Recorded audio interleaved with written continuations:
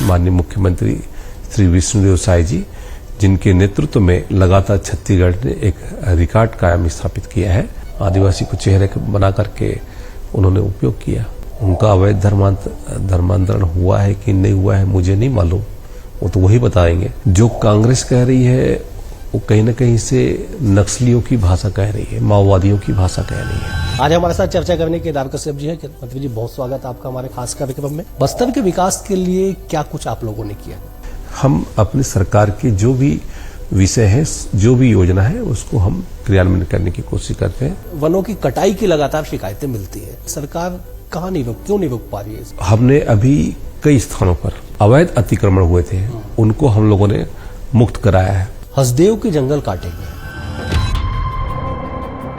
जितना हम वृक्ष काटते हैं उससे कई गुना हमको वहां पर वृक्ष हमको तैयार करके देना है। बोधघाट परियोजना के धरातल पे उतरने से कितना लाभ होगा? हमको अपनी सिंचाई की क्षमता में वृद्धि करना है। बस्तर का नाम लेते ही नक्सलवाद सहज जहन में आ जाता है। टाइमलाइन सेट करके, डेडलाइन तय करके काम करना कैसे संभव हो? प्रधानमंत्री नरेंद्र मोदी जी, अमित शाह जी, जो दृढ़ इच्छा शक्ति के स्वामी हैं, उन्होंने जो एक बार संकल्प ले लिया, वो संकल्प भीष्म प्रतिज्ञा की तरह है, वो पूरा करके ही मानते हैं। बतौर विपक्ष कांग्रेस की भूमिका को आप कैसे देखते हैं? लोग इनको समझ चुके हैं, इसलिए अब इनके झांसे में आने वाले लोग नहीं है। तो आजाद भारत में पहली बार कार्रवाई हुई कि राजनीतिक दल के कार्यालय को ईडी ने अटैच कर लिया। कवासी लखपा तो चेहरा है, पीछे से कोई और इसमें खेल रहा था।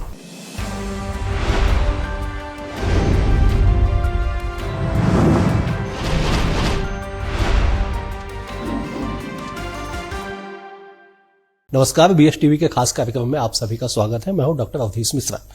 छत्तीसगढ़ के एक ऐसे चेहरा, एक ऐसा नाम, मंत्री, वरिष्ठ नेता केदार कश्यप, जो आते तो बस्तर क्षेत्र से है, लेकिन पूरे छत्तीसगढ़ में इनकी एक अलग पहचान है। इनकी कार्यशैली, इनके विचार और इनके तमाम व्यवहार को लेकर जो चर्चा है हमेशा होते रहती है।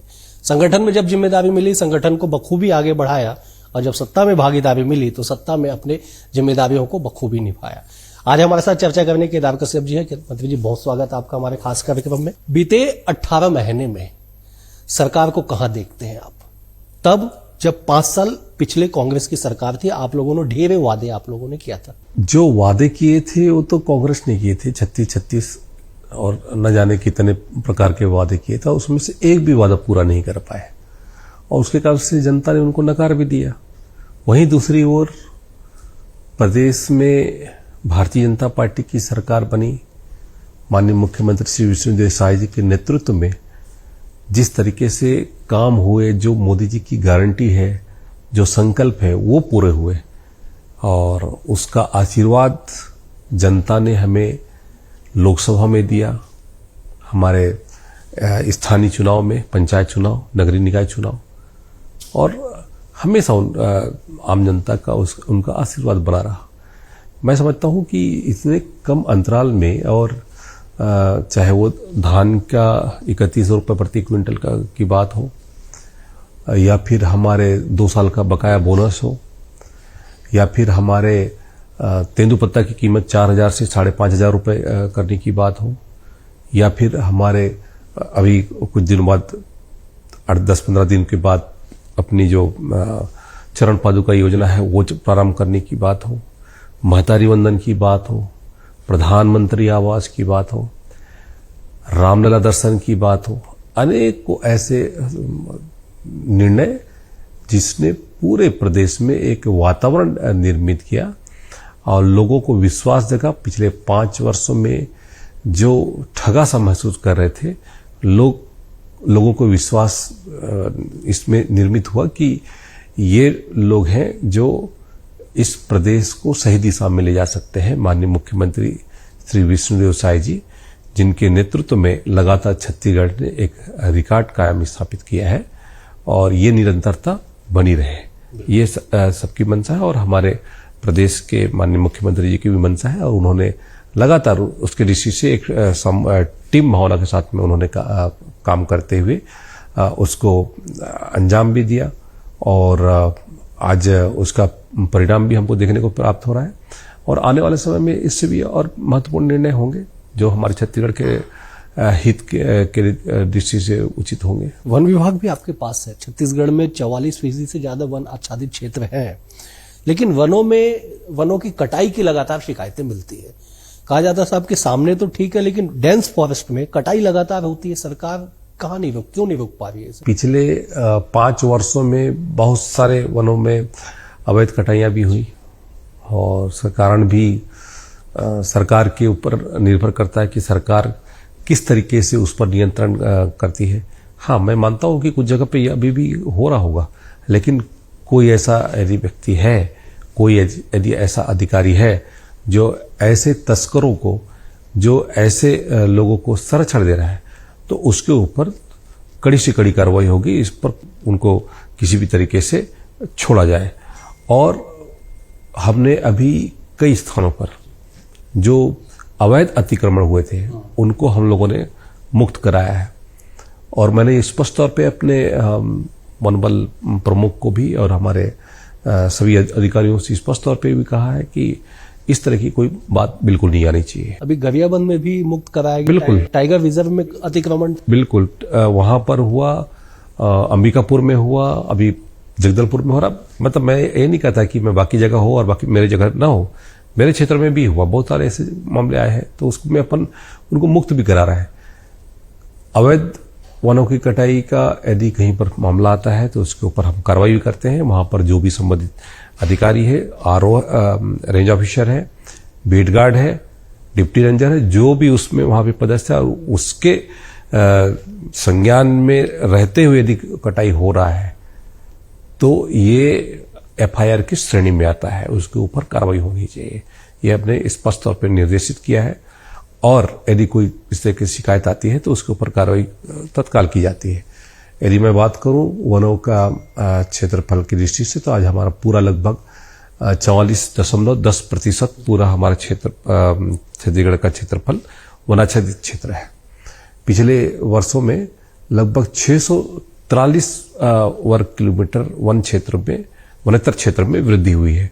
तो ये दर्शाता है कि फॉरेस्ट का जो हमारा देश का तीसरा बड़ा क्षेत्र है, वो एक ऑक्सीजन जोन के रूप में है। और यदि हम बात करें तो वो सीधे फेफड़े की तरह काम कर रहा है। और उसको हमको कैसे बचा के रखना, किस तरीके से संरक्षित करके रखना, ये हमारी जवाबदारी है और हम कर रहे हैं। बस्तर का जब भी नाम आता है तो लोग आपकी तरफ देखते हैं। मंत्रिमंडल का गठन भी हुआ तो आप अकेले बस्तर से आए, जो मंत्रिमंडल में प्रतिनिधित्व आप करते हैं। बस्तर के विकास के लिए क्या कुछ आप लोगों ने किया?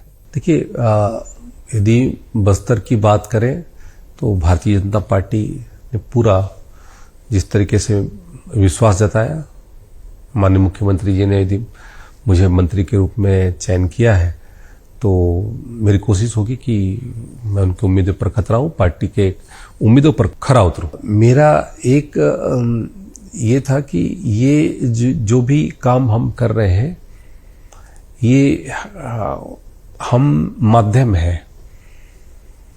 इसके पीछे हजारों कार्यकर्ता हमारे लगते हैं, काम करते हैं, जो निचले स्तर पर योजना बनाते हैं, किस तरीके से क्रियान्वयन हो, सरकार की योजना वहां तक पहुंचे।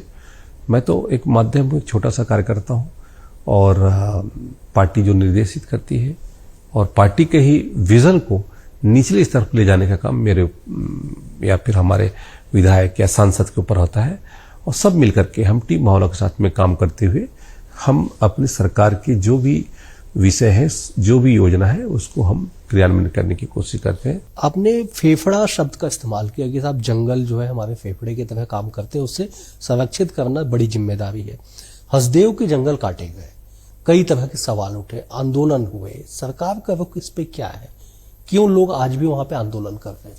देखिए, मेन यदि हम हसदेव की बात करें तो जितना हम वृक्ष काटते हैं उससे कई गुना हमको वहां पर वृक्ष हमको तैयार करके देना है।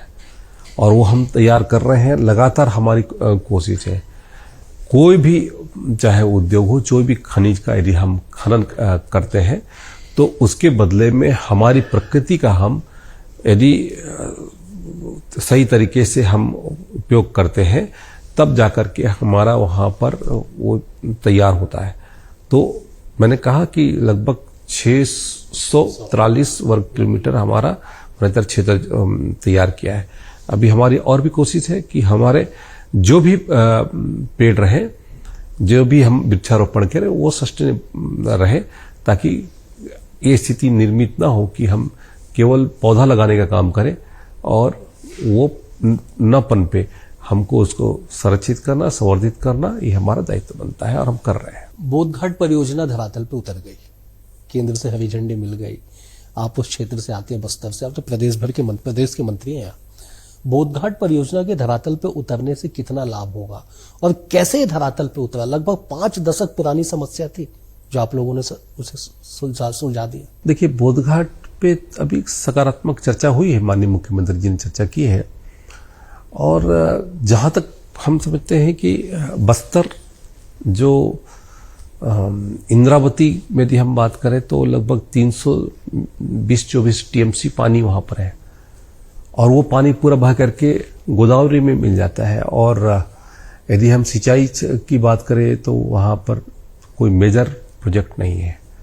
मध्यम सिंचाई परियोजना केवल एक कोसा टेढ़ा है, और कोई ऐसी प्रोजेक्ट नहीं है जिसके माध्यम से सिंचाई वहां पर बढ़ सके। आसपास के राज्यों की बात करें, चाहे तेलंगाना की बात करें, चाहे महाराष्ट्र की बात करें, चाहे उड़ीसा की बात करें, हर वो जगह जहां पर सिंचाई करके वो पानी का उपयोग करते हैं, खेती करते हैं, और वहां के लोग धन धान्य से परिपूर्ण हो जाते हैं, हम लोग पीछे रह जा रहे हैं। तो कहीं ना कहीं से हमको अपनी सिंचाई की क्षमता में वृद्धि करना है, और सिंचाई की क्षमता में वृद्धि करने की दृष्टि से अभी हम लोगों ने देउरगांव, मटनार और नगरनार, जगदलपुर, ये सारे जो बैराज बना करके हम सिंचाई क्षमता को भी बढ़ाएंगे। और हमारा जो उद्देश्य है कि हम ज़्यादा से ज़्यादा वहाँ पर सिंचाई की क्षमता बढ़ाएं, संरचनाओं का निर्माण करें, और उसका समुचित तरीके से हमारे जो वहाँ के किसान बंधु हैं उसका सही तरीके से उपयोग कर सकें। बस्तर में एक बड़ी समस्या है लाल पानी की। लाल पानी लोगों के जीवन के लिए खतरा है। क्या कुछ कदम उठाए गए हैं? क्या कुछ सरकार कर रही है? क्योंकि आपके पास पर्यावरण विभाग भी आपके पास है। क्या कुछ किया जा रहा है लाल पानी के लिए? देखिए, लाल पानी के उसके लिए एनएमडीसी के माध्यम से समय समय पे बहुत सारे ऐसे कार्यक्रम चलाए गए, लेकिन वो पर्याप्त नहीं है, ये हम भी मानते हैं। हमारी तो लड़ाई शुरू से रही है, और उसका कम असर हमारे वहाँ के लोगों को जनजीवन पे हो, खेतों पर कम होना चाहिए, ताकि हमारा वो क्षेत्र, क्योंकि इतना आयरन देता है, इतना खनिज का उपयोग करता है, उसके बाद यदि हमारे लोगों को यदि उसकी सुविधा नहीं मिलती है तो वो हमारे लिए बड़ा विषय है। और हमारी कोशिश है कि हम वहाँ पर भी ऐसे प्रोजेक्ट तैयार करें जिसके माध्यम से सिंचाई का हम रकबा बढ़ा सकें, और जो आयरन का पानी है, लाल पानी है, उससे हम निजात भी दिला सके। तो हमारी कोशिश अभी जारी है, और मैंने पहले ही कहा कि हमारा उद्देश्य सिंचाई का रकबा बढ़ाना है, सिंचाई की क्षमता हमको निर्मित करनी है, हमारी संरचनाएं वैसी बननी चाहिए। अभी तक उन क्षेत्रों में उतनी बड़ी संरचना निर्मित नहीं हुई। कोसा टेढ़ा मेरे विधानसभा क्षेत्र में आता है, लगभग 35 या 36 साल के बाद वो योजना पूर्ण हुई। तो समझ सकते हैं कि किस तरीके से उस क्षेत्र में काम होता है। तो आने वाले समय में कैसे हम टेक्नोलॉजी का यूज करके हम अपनी सिंचाई क्षमता को वृद्धि करें, ये हमारी कोशिश रही। बस्तर का नाम लेते ही नक्सलवाद सहज जहन में आ जाता है, लेकिन अब वो दिन दूर नहीं जब आप लोगों ने परिकल्पना की है कि 31 मार्च 2026 से पहले देश जो है माओवाद मुक्त हो जाएगा। टाइमलाइन सेट करके, डेडलाइन तय करके काम करना कैसे संभव हो? देखिए, हम सबके लिए सौभाग्य का विषय है कि आज देश में ऐसे सशक्त नेतृत्व हमको मिले हैं। माननीय प्रधानमंत्री नरेंद्र मोदी जी, माननीय गृह एवं सहकारिता मंत्री माननीय श्री अमित शाह जी, जो दृढ़ इच्छा शक्ति के स्वामी हैं, और उन्होंने जो एक बार संकल्प ले लिया, वो संकल्प भीष्म प्रतिज्ञा की तरह है, वो पूरा करके ही मानते हैं। और उनके नेतृत्व में जो काम होता है उसको देख करके हमारा सीना भी गर्व से चौड़ा हो जाता है। और हमें बड़ा गर्व महसूस आया कि ये हमारा गोल्डन पीरियड है कि ऐसे नेतृत्व को हम काम करते हुए उनसे बहुत कुछ सीख रहे हैं और वो हम अपने देश को आज दुनिया के चौथे हम बड़ी आर्थिक शक्ति के रूप में हम उभरते देख रहे हैं। वहीं दूसरी ओर यदि हम बात करें तो बस्तर, जो कि नक्सल का लगभग कई वर्षों तक 50 वर्षों से वो नक्सल का दंश झेलते आया है और आज हमारे गृह एवं सहकारिता मंत्री माननीय श्री अमित शाह जी ने जो डेडलाइन दिया है वो एक प्रेरणा है। हमारे प्रदेश के माननीय मुख्यमंत्री जी, हमारे प्रदेश के सारे जवानों के लिए, यहाँ के फोर्स के लिए कि कैसे हम इससे हमको मुक्ति दिलाना है और उसके दृष्टि से लगातार हमारी यहाँ की सरकार काम कर रही है। हमारे यहाँ के जवानों का जिस तरीके से हौसला बुलंद हुआ है, ऑपरेशन सर्चिंग एरिया डोमिनेट करने का जिस तरीके से काम कर रहे हैं वो अद्भुत है। ये होता है लीडरशिप का। लीडरशिप में एक क्वालिटी होती है और उस लीडरशिप की क्वालिटी ये देखने को भी प्राप्त हो रहा है और निश्चित तौर पे 31 मार्च 2026 तक हमारा पूरा छत्तीसगढ़ सशस्त्र नक्सलवाद से मुक्ति पा चुका होगा और हमारा वो बस्तर जहां पर ढोल और मांदर की थाप पहले सुनाई पड़ती थी, हम लोगों ने सुना था, अब वो फिर से सुनाई देगी। बस्तर में भी विकास के दरवाजे खुलेंगे। अबुझमाड़ के बच्चे तो राष्ट्रीय स्तर पे नाम कमा के आ गए, इंडिया गॉट टैलेंट एक शो जीत के आ गए अबुझमाड़ के बच्चे। कैसा महसूस आपका क्षेत्र? बिल्कुल, ये बहुत ही गर्व का विषय है। जिन बच्चों ने ये सफलता हासिल की है इंडिया गॉट टैलेंट में, ये प्रिमिटिव ट्राइब्स के बच्चे हैं। हमारे राष्ट्रपति जी के दत्तक पुत्र के नाम से जिनको जाना जाता है और जिनको अति पिछड़ा माना जाता है, लेकिन उन्होंने दुनिया को बताया कि हम अति पिछड़े नहीं है। हमारे पास में यदि हम सुविधा मिलेगी, हमको यदि सहयोग मिलेगा, हमको हमारी कोशिशें होंगी तो हम दुनिया के किसी भी मंच पर अपना सर्वश्रेष्ठ साबित करके आ सकते हैं और उन्होंने साबित किया भी। एक और नाम है खुशबू नाग, जो वर्ल्ड अंतर्राष्ट्रीय स्तर पे जाके अबुझमाड़ की लड़की। बिल्कुल, ये मतलब इस तरीके से प्रतिभाएं हमारे यहाँ पर हैं और उन प्रतिभाओं को निखारने का काम भी हम कर रहे हैं और आगे भी आने वाले समय में इस तरीके से उनको हम प्रोत्साहित करने का काम करेंगे ताकि ज्यादा से ज्यादा हमारी प्रतिभाओं को अवसर मिले। हर क्षेत्र में नौकरी की एक सीमा होती है, स्पोर्ट में, एग्रीकल्चर में, जिस भी क्षेत्र में हो उस क्षेत्र में उनको हम तैयार करें और तैयार करके उनको उनके सपने को साकार करने में हमारे माननीय विष्णुदेव साय जी की सरकार पूरा कोशिश कर रही है। नक्सलवाद का जब खात्मा हो रहा है तो व्यक्तिगत आपको कैसा महसूस हो रहा है, क्योंकि आपके परिवार ने एक बड़ा दंश झेला नक्सलवाद का, आपको कैसे व्यक्तिगत महसूस हो रहा है? व्यक्तिगत तौर पे तो बहुत मतलब हृदय से कहूं तो मुझे लगता है कि ये कोई सपना है, ऐसा कैसे हो सकता है, ये इतना आसान कैसे हो गया एक बार में। मतलब माननीय गृह एवं सहकारिता मंत्री अमित शाह जी ने जो संकल्प कर दिया तो वो संकल्प को पूरा करते दिख रहे। मतलब आप विजन को देखिए और आज यदि हम सोचते हैं तो कभी कभी लगता है कि कहीं मैं सपना तो नहीं देख रहा हूं। और अब वो क्षेत्र जहां पर मैं पहुंच नहीं पाता था उन क्षेत्रों तक पहुंचना होता है, उन क्षेत्रों तक सड़कें बन रही है। अभी हमने देखा माड़ टू मुंबई, तो माड़ वाला जो क्षेत्र है वो भी मुंबई से जोड़ने जा रहा है, तो उस तरीके से कनेक्टिविटी में विस्तार हो रहा है।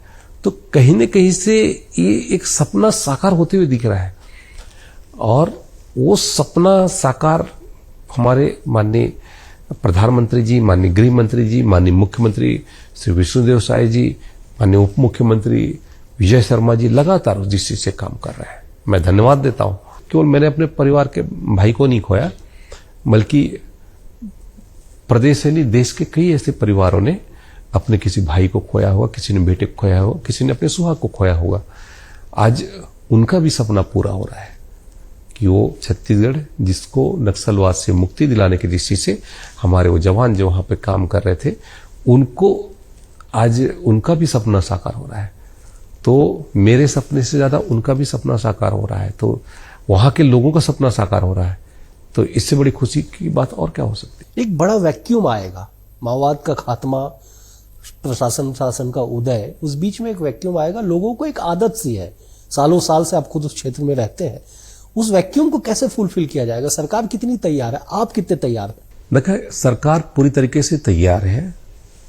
माननीय मुख्यमंत्री जी ने अभी कुछ दिनों पहले ही जगदलपुर में जाकर के उन्होंने बैठक ली, लंबी बैठक ली, 3-4 घंटे वहां अलग अलग विभाग की बैठक ली, पर्यटन की संभावनाओं को, स्किल डेवलपमेंट की संभावनाओं को, लघु उद्योग की संभावनाओं को कैसे हम तैयार कर सकते हैं, किस तरीके से लोगों को जोड़ सकते हैं, इसके दृष्टि से उन्होंने वहां पर बैठक ली है।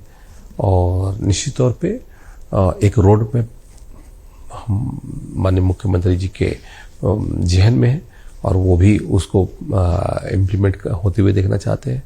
और आने वाले समय में देखिएगा कि किस तरीके से बस्तर का तकदीर में बदलाव होगा, किस तरीके से वहां पर मैंने कहा कि विकास की गंगा बहेगी। पहले तो किसी ने सोचा नहीं था कि वहां मेडिकल कॉलेज स्थापना होगा, कहीं यूनिवर्सिटी स्थापित होगा, लेकिन अब हो रहा है।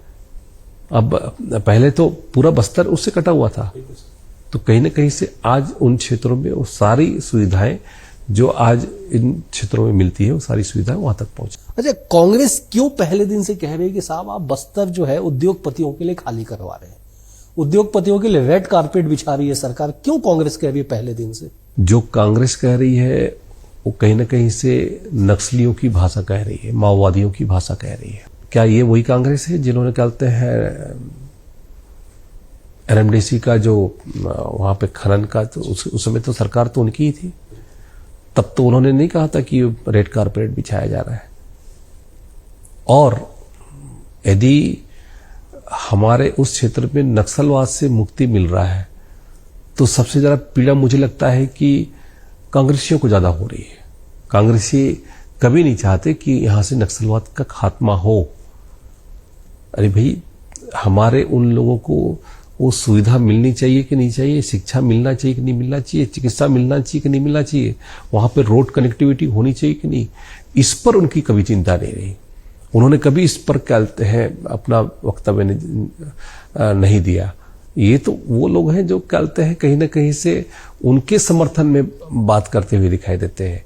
कौन सा ऐसा काम हो गया है? और उस क्षेत्र में यदि डेवलपमेंट हो रहा है तो उस डेवलपमेंट के लिए चाहे वो सुकमा हो, चाहे वो दंतेवाड़ा हो, बीजापुर हो, नारायणपुर हो, कोंडागांव हो, पहले तो कभी किसी ने सोचा नहीं था कि ऐसा कैसे हो जाएगा। तो आज यदि हो रहा है तो उनको तकलीफ हो रही है कि वो नहीं कर पाए। इतने वर्षों के सरकार में रहने के बाद वो कभी इस विजन के साथ में काम नहीं कर पाए जो वहां आज भारतीय जनता पार्टी की सरकार कर रही है। तो अब उनको पीड़ा होती है, इसलिए वो उलझुल बयान देते हैं। और उनका ये पूरा जो तर्क है, तर्क नहीं बल्कि कुतर्क है, इस कुतर्क के साथ में वहां की जनता कभी उनका सहयोग नहीं दी। अच्छा, बतौर विपक्ष कांग्रेस की भूमिका को आप कैसे देखते हैं तब जब पीसीसी चीफ दीपक बैज लगातार पदयात्रा कर रहे हैं? बस्तर में 3 पदयात्रा कर चुके हैं। अभी पीसीसी अध्यक्ष दीपक बैज अपनी जमीन तलाशने में लगे हुए हैं। प्रदेश में उनको पता चल गया कि उनके पास में कोई उनको पूछने वाला नहीं है, कोई भी किसी भी तरीके से हुज्जत करके बात करता है। तो कांग्रेस में उनके अध्यक्षों के साथ में यही स्थिति रहती है। और अब उनको लगता है कि उस क्षेत्र में वो पदयात्रा करें। जब सांसद थे तब तो उन्होंने पदयात्रा नहीं की, न विकास कार्य के लिए, न अपने वहां पर सिंचाई व्यवस्था के लिए, तब तो कभी बात नहीं की। लेकिन आज इन सब बातों को लेकर के वो पदयात्रा कर रहे हैं, राहुल गांधी से प्रेरणा ले रहे हैं, तो राहुल गांधी की भाषा ही वो भी बोल रहे हैं। तो यहां पे तो ये मसला चल रहा है कि कौन किससे ज्यादा मजाकिया लहजे में बात कर सकता है। तो ये लोगों को जिस तरीके से बेवकूफ बनाने की कोशिश करते हैं, लोग इनको समझ चुके हैं, इसलिए अब इनके झांसे में आने वाले लोग नहीं है। वही दीपक बैज आपको कानूनी नोटिस भेजे? आपके एक बयान पे। दीपक बैज जी हमारे विधानसभा के पुराने साथी रहे हैं और जिस विषय को लेकर के उन्होंने मुझे नोटिस भेजा है, मैं कल भी उस वक्तव्य पर कायम था और आज भी हूं। उनका अवैध धर्मांतरण हुआ है कि नहीं हुआ है मुझे नहीं मालूम, वो तो वही बताएंगे, लेकिन मतांतरण तो हो चुका है। कहीं न कहीं से वो हमारे वहाँ के देवी देवताओं के, कहीं न कहीं से वो हमारी संस्कृति का, कहीं न कहीं से वो हमारे वहाँ की परंपराओं से वो खिलवाड़ करते नजर आते हैं। और जो लोग इसके पक्ष में बात करते हैं तो उनके खिलाफ में वो बातें रखते हैं। और मेरे पास तो उनके बहुत सारे ऐसे मटेरियल हैं जो कहते हैं वो उनके बीच में जाकर के कैसे रहते थे, तो ये तो हम लोगों ने भी देखा है। तो दीपक बैज जी मुझे न बताए, वो खुद अपनी गिरेबान में झांके कि वो कहीं ना कहीं से हमारे आदिवासी संस्कृति को खत्म करने की कोशिश तो नहीं की है, और उन्होंने किया है। और इसके लिए उनको पहले पूरे कहते हैं आदिवासी समाज से माफी मांगनी चाहिए। अच्छा, एक और सवाल ले लेता हूं मैं आपको। आजाद भारत में पहली बार कार्रवाई हुई कि राजनीतिक दल की कार्यालय को ईडी ने अटैच कर लिया। सुकमा के राजीव भवन को ईडी ने अटैच कर लिया, शराब घोटाले के पैसे से बना हुआ मानते हुए। देखिए, सुकमा में तत्कालीन मंत्री जो कि अपने एक्साइज विभाग के मंत्री रहे हैं, और कहीं ना कहीं से उनके ऊपर जो आरोप रहे हैं, जो भी मामले होंगे उसको लेकर के अटैच किया होगा, मुझे पूरी जानकारी नहीं है। लेकिन कवासी लखमा तो चेहरा है, पीछे से कोई और इसमें खेल खेल रहा था। तो ऐसे लोगों को के ऊपर भी क्या नजर रखनी चाहिए। आदिवासियों को बदनाम करने की कोशिश ना हो। आदिवासी को चेहरे बना करके उन्होंने उपयोग किया, और आज उसका परिणाम देखिए कि आज हमारा एक आदिवासी समाज का जो लीडर रहा है वो जेल के भीतर में है। तो कहीं ना कहीं से एक्साइज विभाग और उद्योग विभाग ऐसे व्यक्ति को दिया गया जो कहीं ना कहीं से वो उनका काम कर सके, रबर स्टैंप के रूप में काम कर सके। तो वो हुआ, तो उसका खामियाजा तो उनको भुगतना पड़ा। लेकिन जनता को भी इस बात को समझना चाहिए कि किस तरीके से कांग्रेस पार्टी ने एक आदिवासी चेहरे को दुरुपयोग करके उनका शोषण किया, ये जनता के बीच में भी आ चुका। तो असली खिलाड़ी तक एजेंसी क्यों नहीं पहुंच पाए? कोई साठगांठ तो नहीं हो गया कुछ? नहीं, मैंने कहा कि इसमें कांग्रेस पार्टी ने आदिवासी को उस तरीके से प्रस्तुत किया कि उसको चेहरा बनाया, और उसके पीछे जो खेल खेले पूरी पार्टी ने, वो दुर्भाग्यजनक है। क्योंकि कांग्रेस पार्टी आदिवासियों का उपयोग करती है, शोषण करती है, और आदिवासियों को उनके हितों से वंचित रखती है। और ये केवल ये तो उनके पार्टी के लोग हैं, ये तो आम जनता तक को नहीं छोड़ने वाले लोग हैं। ये तो वहां के लोगों को भी इन सब चीजों से वंचित करके रखा, और उसका परिणाम उनको भुगतना भी पड़ा। तो ये तो वो लोग हैं जो आदिवासियों को इतने समय तक धोखा देते आए हैं। तो ये उनके लिए कोई बड़ी बात नहीं है। एक आखिरी सवाल है, केदार कश्यप अपने विभाग को लेकर, अपनी जिम्मेदारियों को लेकर क्या ऐसा माइलस्टोन स्थापित करना चाहते हैं जिसे सालों साल तक लोग आपके नाम को याद रखें? देखिए, अभी कुछ तो भविष्य के गर्भ में है, और आने वाले समय में बहुत कुछ अच्छा होगा। माननीय मुख्यमंत्री श्री विष्णुदेव साय जी के नेतृत्व में लगातार बहुत सारे ऐसे काम हो रहे हैं, और निश्चित तौर पे चाहे मेरे जो विभाग की जिम्मेदारी दी गई है उस विभाग में हम बेहतर करें, ये हमारी कोशिश है। अभी मैं इस संदर्भ में कुछ नहीं कहूंगा, लेकिन आने वाले समय में उसको परिणित होते हुए आप भी देखिएगा। बेहद शुक्रिया आपका समय देने के लिए। अगले अंक में एक और सक्सेस के साथ होगी मुलाकात, तब तक के लिए नमस्कार।